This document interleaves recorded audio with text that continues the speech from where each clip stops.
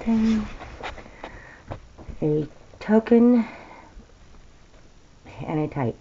I do set my bow in the cloud. Genesis 9:13. The rainbow is a token of the covenant between me and the earth. For the first time since sun and rain had known each other, the seven-hued ark was now set in the cloud for that purpose.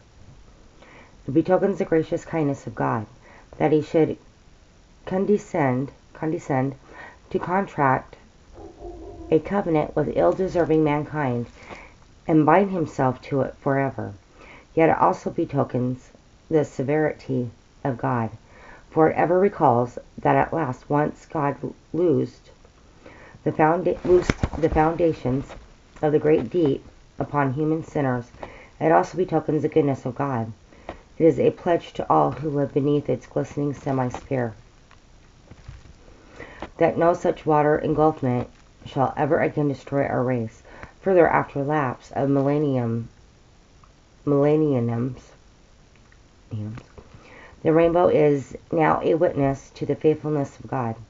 For the covenant which he articulated to Noah, he had honored these 5,000 years. Nevertheless, the rainbow may well be a warning now that the future will yet bring another all-destroying intervention of God, far bigger than the Noachian flood. See 2 Peter 3:7-13. But further, the rainbow is a type.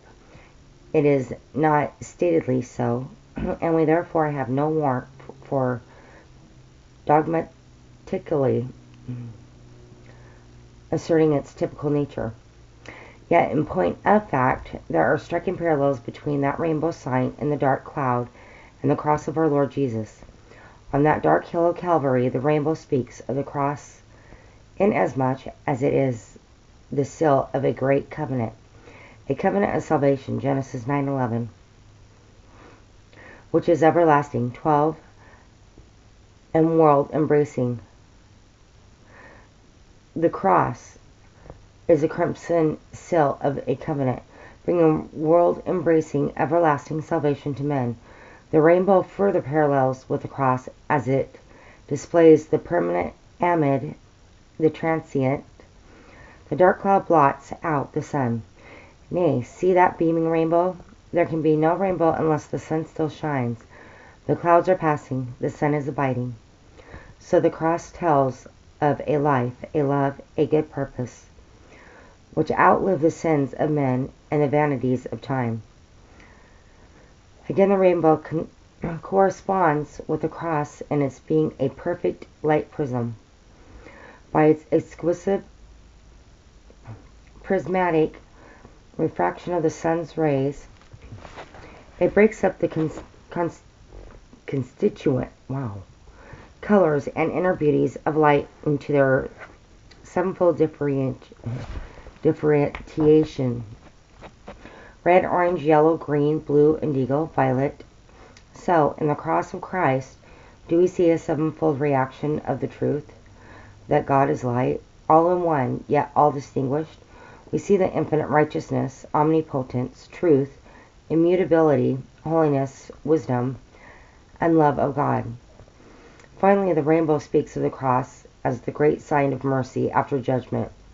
Hezekiah saw that rainbow above and beyond the judgments which were falling on his nation. Ezekiel 1:28. John saw it too, above and beyond all the judgments which are yet to strike our earth. Revelations 4:3. We too must see that rainbow, the Dyaks of Borneo,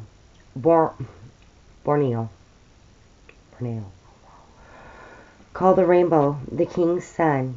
In their Bible, Revelation 4:3 has, and around about the throne was, as it were, the king's son in the sky.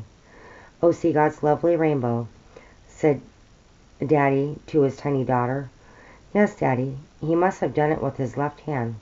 Whatever do you mean? Asked Daddy. Well, Daddy, Jesus is on his right hand. Amusing, yet how true. It is indeed because Jesus is there that the rainbow is here.